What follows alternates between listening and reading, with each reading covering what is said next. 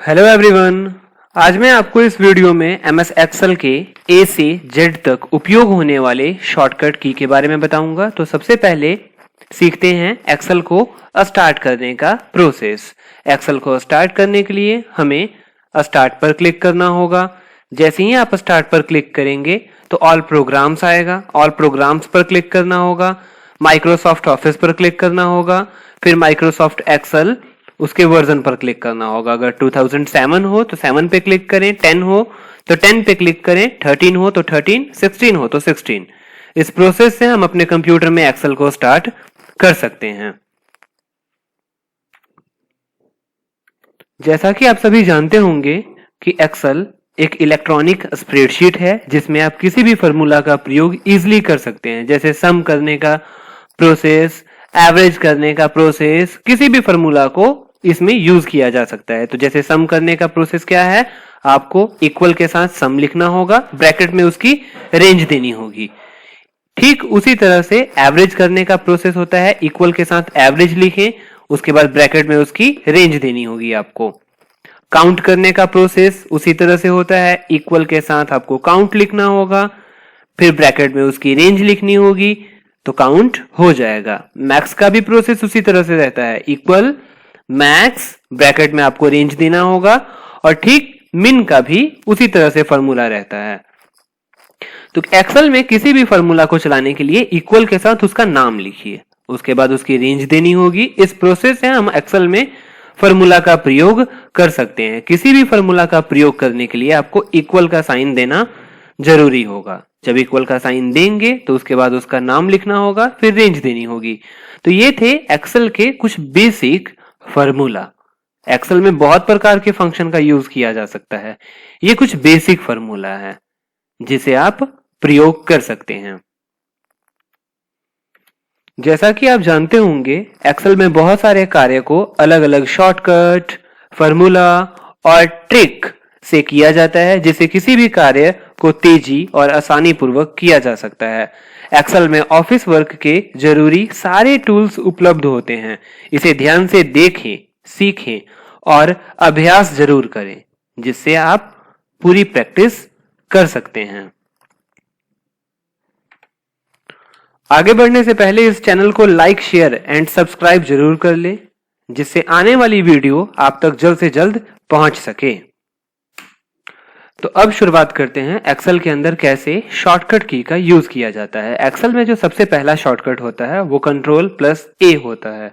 Control A for select the entire worksheet. अगर आप पूरी वर्कशीट को सिलेक्ट करना चाहें तो कंट्रोल A का यूज करना होगा। कंट्रोल A का यूज करते ही पूरी शीट को सिलेक्ट किया जा सकता है।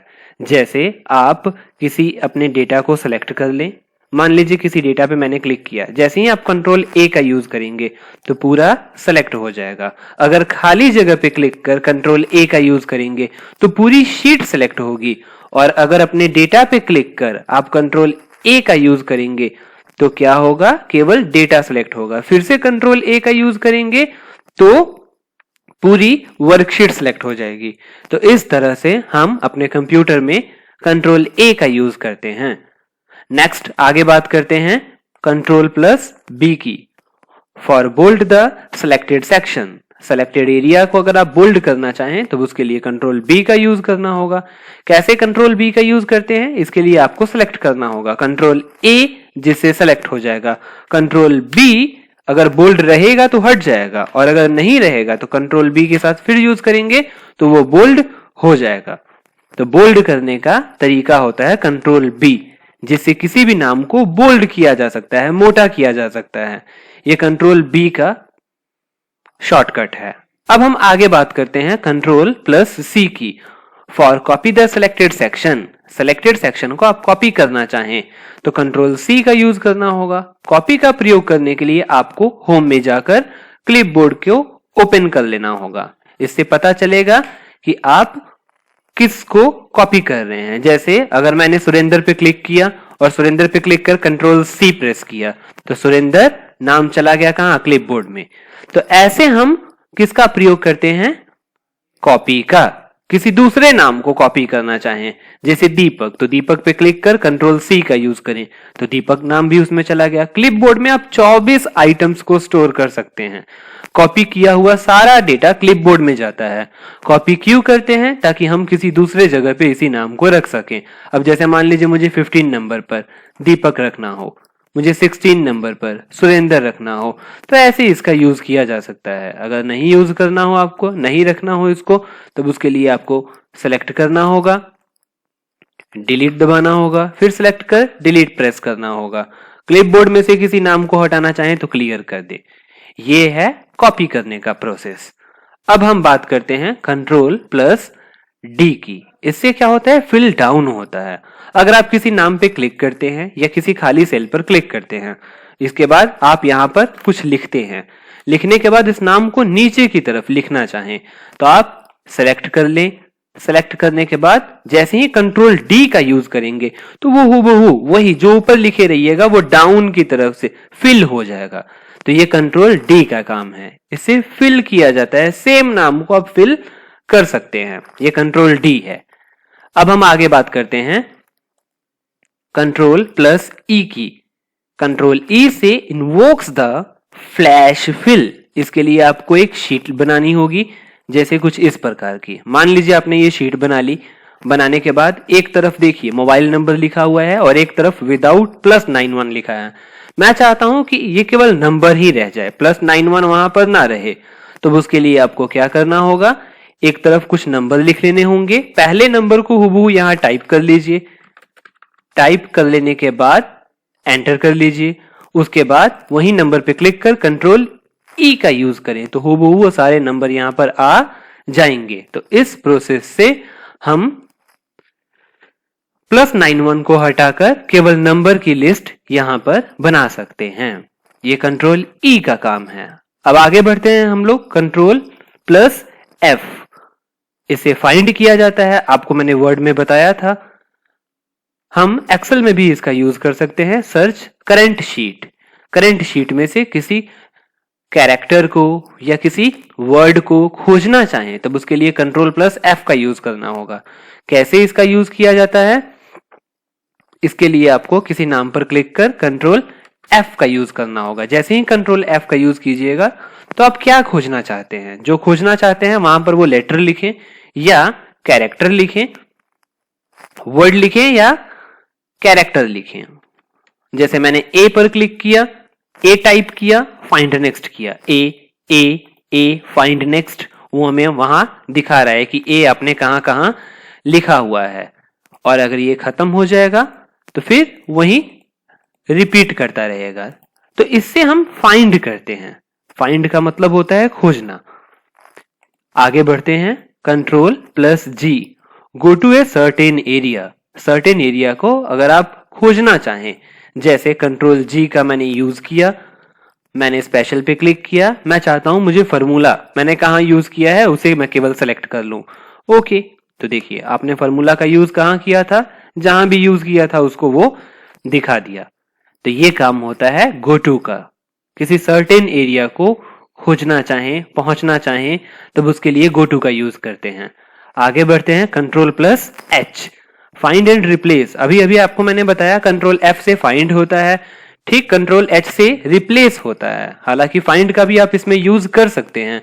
कैसे इसका यूज किया जाता है? किसी एक सेल पे क्लिक करें, कंट्रोल एच का यूज करें। कंट्रोल एच का यूज करने के बाद किसके बदले क्या करना चाहते हैं? मैं चाहता हूं कि जहां पर टोटल लिखा हुआ है वहां पर ग्रैंड टोटल लिखा हुआ हो, तो टोटल लिख दे ऊपर, ग्रैंड टोटल लिख दे नीचे और जाकर रिप्लेस आल पर क्लिक करें। तो एक जगह पे अगर होगा तो एक जगह पे कर देगा चेंज, और अगर बहुत जगह पे आपने टोटल लिखा होगा तो सब जगह पे ये चेंज कर देगा। ये रिप्लेस का काम होता है। हटाना चाहें तो कंट्रोल जेड का एक बार यूज करें, वो पहले जैसा उसको कर देगा। नेक्स्ट आगे बढ़ते हैं control plus I for italic the selected section. Selected section को इटैलिक किया जाता है इससे। इसका यूज कैसे करेंगे? तो सबसे पहले आपको सेलेक्ट कर लेनी होगी रेंज को। रेंज सेलेक्ट करने के बाद कंट्रोल आई प्रेस करना होगा। जैसे ही कंट्रोल आई का यूज करेंगे तो इटैलिक हो जाएगा। जो भी नाम सीधा सीधा था अब वो देखिए इटैलिक हो चुका है। तिरछा हो चुका है। इसको पहले जैसा करना चाहें तो सिलेक्ट तो आपका डेटा है, कंट्रोल आई का यूज करें तो वो फिर सीधा हो जाएगा। तो ये है कंट्रोल प्लस आई। अब आगे बढ़ते हैं control plus J, insert line break into Excel cell. इसके लिए आपको एक डेटा बनाना होगा, जैसे मैंने शीट नंबर 3 पर एक डेटा बनाया हुआ है। ये डेटा बन जाए तो अब यहां पे देखिए क्या है कि एक सेल में बहुत सारी चीजें लिखी हुई हैं, नंबर भी है, स्टेट भी है, डिस्ट्रिक्ट भी है, सिटी भी है। अब आप इसका यूज कैसे करेंगे वो देखिए। सबसे पहले आपको इस सेल पर क्लिक करना होगा। सेल पर क्लिक कर लेने के बाद डेटा में जाना होगा। डेटा में जाने पर आपको टेक्स्ट टू कॉलम आएगा। जैसे ही टेक्स्ट टू कॉलम पे क्लिक करेंगे तो यहां डिलिमिटेड पे क्लिक करना होगा, नेक्स्ट पे क्लिक करना होगा। अगर टैब पे टिक लगी हो तो ठीक उसको हटा दें, अदर पे क्लिक कर जे का यूज करें, यहां केवल जे लिखें और उसके बाद नेक्स्ट करें। फिर उसके बाद जैसे ही आप नेक्स्ट कीजिएगा तो डेस्टिनेशन आएगा। यहां पर आपको अपनी रेंज देनी होगी कि इसको कहां देखना चाहते हैं। तो मैं इसको यहां देखना चाहता हूं, फिनिश। तो देखिए जो यहां लिखा हुआ था उसको वो यहां कर दिया। ये टेक्स्ट टू कॉलम का काम होता है, इसका भी यूज आप उसी तरह से कर सकते हैं। ये कंट्रोल प्लस जे का काम है। अब आगे बढ़ते हैं कंट्रोल प्लस के, इंसर्ट ए हाइपरलिंक। हाइपरलिंक का यूज कैसे किया जाता है वो देखिए। इसके लिए आपको किसी एक नाम पर क्लिक करना होगा। जैसे मैंने रोहित पे क्लिक किया, रोहित पे क्लिक करने के बाद कंट्रोल के को प्रेस किया। कंट्रोल के से मैं इस साइट, कंट्रोल के से किसी इंटरनेट के साइट को जोड़ना चाहूं, किसी इंटरनेट के वेब पेज को जोड़ना चाहूं, तो उसके लिए आपको एड्रेस में जाकर वो वेब पेज का एड्रेस लिखना होगा। जैसे www.google.com लिखकर जैसे ही आप ओके क्लिक करेंगे तो रोहित नाम से वो गूगल जुड़ गया। अब जब भी रोहित के ऊपर क्लिक कीजिएगा तो वो गूगल ओपन हो जाएगा, मतलब इससे एक हाइपरलिंक जुड़ गया। ऐसे हाइपरलिंक का प्रयोग किया जाता है किसी दूसरे नाम से। जैसे मैंने कंप्यूटर पे क्लिक किया, यहां पर मैं किसी और एड्रेस को जोड़ना चाहता हूं, उसके लिए हमें फिर कंट्रोल के का यूज करना होगा। आप किसी फाइल का भी प्रयोग कर सकते हैं, ईमेल का भी जोड़ सकते हैं, चाहे तो इंटरनेट के पेज को भी जोड़ सकते हैं। जैसे www.khushicomputer.in। ओके, तो जैसे ही इतना लिख ओके करेंगे तो अब देखिए कंप्यूटर का कलर भी चेंज हो गया। इसका मतलब इससे वो वेबसाइट जुड़ गई है। आप इसे अगर हटाना चाहें तो कंट्रोल जेड का यूज करें। मैंने आपको वर्ड में बताया था कि हाइपरलिंक को फॉलो कैसे किया जाता है। हाइपरलिंक को फॉलो करने के लिए हमें कंट्रोल के साथ किसका यूज करना होता है, क्लिक का, वर्ड में। लेकिन एक्सेल में ऐसा नहीं है। एक्सेल में आपको डायरेक्ट उस नाम पे क्लिक करना होगा। जैसे ही डायरेक्ट उस नाम पे क्लिक करेंगे तो वो वेबसाइट ओपन हो जाएगी। आपको यहां कंट्रोल का यूज नहीं करना होगा। इसे हाइपरलिंक को हटाना चाहें तो कंट्रोल जेड ये हटा देगा हाइपरलिंक को। ये अंडो का शॉर्टकट की होता है, पहले जैसा कर देगा। अब आगे बात करते हैं कंट्रोल प्लस एल की, जिससे टेबल का एक डायलॉग बॉक्स ओपन किया जाता है। जैसे आपको सबसे पहले रेंज को सिलेक्ट कर लेना होगा। सिलेक्ट कर लेने के बाद कंट्रोल एल का यूज करना होगा। तो देखिए टेबल की रेंज आ गई। टेबल अगर बनाना चाहें तो आप ओके पे क्लिक करें तो देखिए आपका जो डेटा बना हुआ था वो टेबल के रूप में हो गया। तो ये कंट्रोल एल का काम है, जिससे टेबल का डायलॉग बॉक्स ओपन करते हैं। कंट्रोल जेड से इसको भी पहले जैसा किया जा सकता है। कंट्रोल जेड बहुत यूजफुल है, वो कोई भी काम को पहले जैसा कर देगा। तो ये है कंट्रोल एल, जिससे टेबल का डायलॉग बॉक्स ओपन होता है। अब हम आगे बात करेंगे कंट्रोल प्लस एम की। कंट्रोल एम जो है वो नन है। वर्ड में कंट्रोल एम का काम होता था इंडेंट को बढ़ाना, लेकिन यहां पर कंट्रोल एम से कोई काम नहीं होता है, ये खाली है। इससे हम कुछ नहीं करते हैं। इससे किसी भी शॉर्टकट की को आप मनचाहे शॉर्टकट की को बनाना चाहें तो बना सकते हैं, लेकिन एक्सेल की तरफ से ये एक कंट्रोल एम जो है ये एक खाली है। इसका प्रयोग आप किसी भी शॉर्टकट के लिए नहीं करते हैं। Control M means none, not assigned. आगे बात करते हैं कंट्रोल एन की। जैसा कि आपको वर्ड में बताया गया था, कंट्रोल एन का यूज होता है नए डॉक्यूमेंट के लिए। ठीक उसी तरह से एक्सेल में भी कंट्रोल एन का यूज होता है नए वर्कबुक के लिए नई वर्कबुक को ओपन करना चाहें तो कंट्रोल के साथ एन दबाएं। जैसे ही कंट्रोल के साथ एन प्रेस करेंगे तो उससे हम एक नई वर्कबुक ओपन कर सकते हैं। तो control N for new workbook. आगे बात करते हैं control plus O, open a workbook. किसी वर्कबुक को खोलना चाहें, ओपन करना चाहें तो जैसा कि हम लोग आमतौर पर फाइल पे जाकर क्लिक करते हैं, लेकिन इसमें आपको फाइल पे जाने की जरूरत नहीं है, सीधा आपको कंट्रोल ओ का यूज करना होगा। जैसे ही कंट्रोल ओ का यूज करेंगे तो आप जिस फाइल को ओपन करना चाहें उस फाइल पे क्लिक कर ओपन कर सकते हैं। ये ओपन करने का तरीका है। अब हम आगे बात करते हैं कंट्रोल प्लस पी की। इससे प्रिंट किया जाता है। आपको प्रिंट करने के लिए शीट पर क्लिक करना होगा, कंट्रोल पी का यूज करना होगा। जैसे ही प्रिंट के ऊपर क्लिक करेंगे तो वो प्रीव्यू भी आपको दिखाएगा, प्लस कॉपीज का जगह भी देगा। मतलब यहां पे आप चाहें तो पेज की सेटिंग भी कर सकते हैं। मुझे 2 पेज प्रिंट करना हो, 3 पेज प्रिंट करना हो, जितना पेज प्रिंट करना हो यहां कॉपीज को सिलेक्ट कीजिए। पेज को पोर्ट्रेट में सिलेक्ट करना है, प्रिंट करना है या लैंडस्केप में करना है। पोर्ट्रेट मतलब खड़ी अवस्था, लैंडस्केप मतलब पेज आपका बेड़ा हो जाएगा।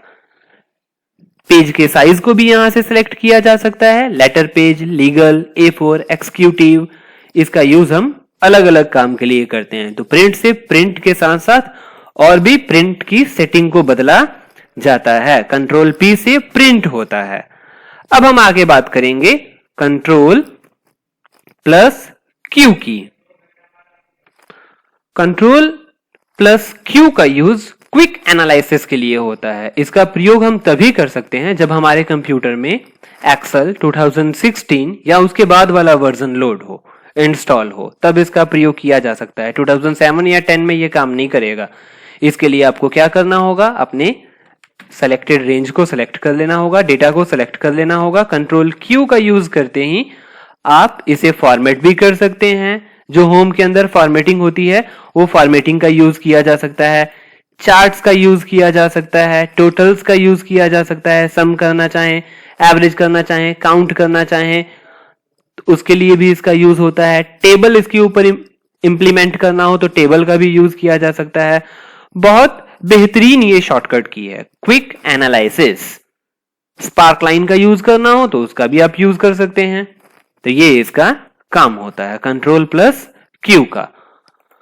अब हम आगे बात करेंगे कंट्रोल प्लस आर की। जैसे डी से फिल डाउन होता था, ठीक उसी तरह से कंट्रोल प्लस आर से फिल राइट होता है। जैसे यहां पर हम लोगों ने कुछ लिखा,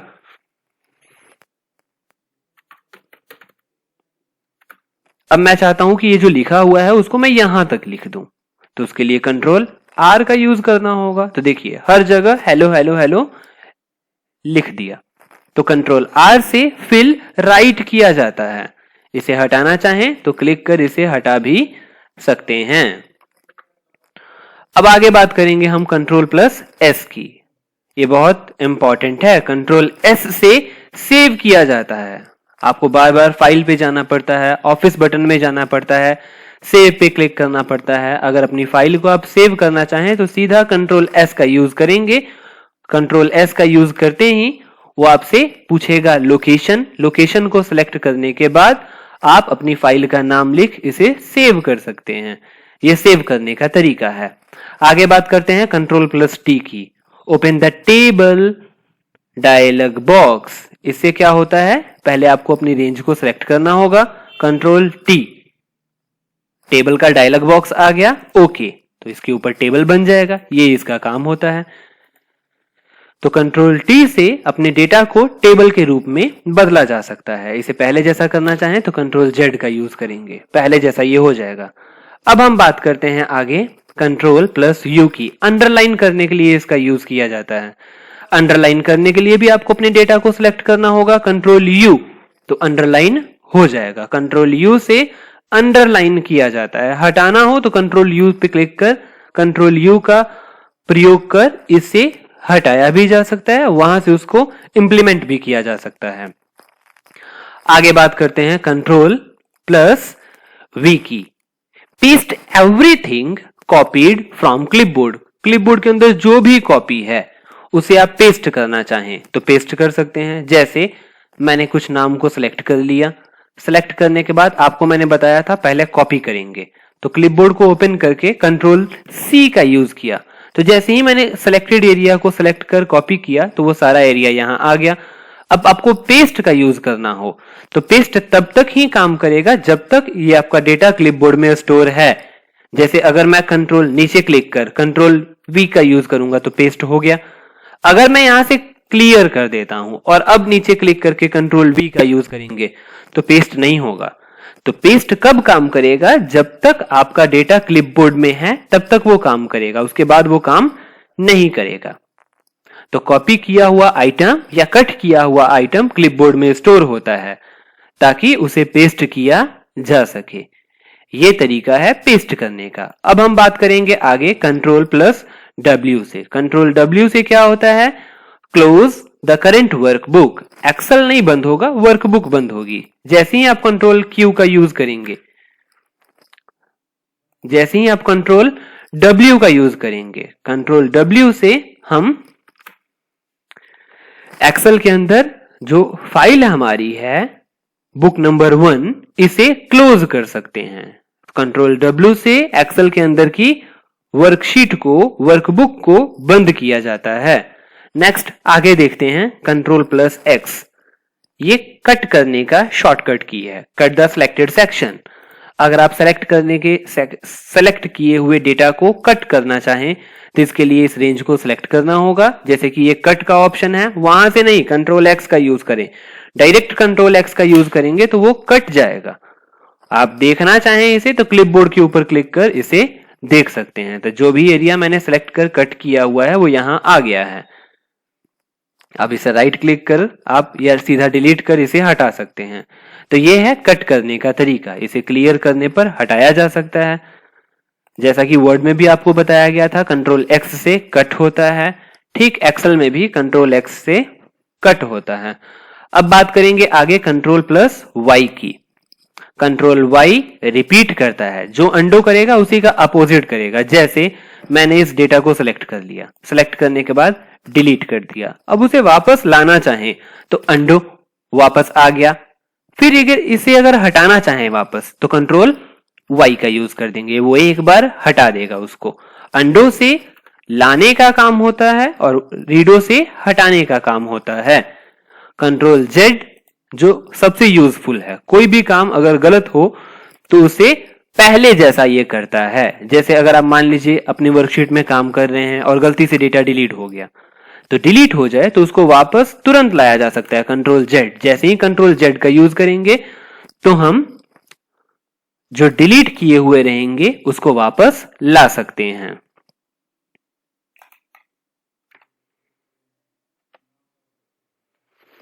तो ये थे एक्सेल के कुछ महत्वपूर्ण शॉर्टकट कीज जिसका उपयोग कर आप एक्सेल में बहुत कुछ सीख सकते हैं। अगर वीडियो अच्छा लगा हो तो लाइक, शेयर और कमेंट करना ना भूलें। Thank you.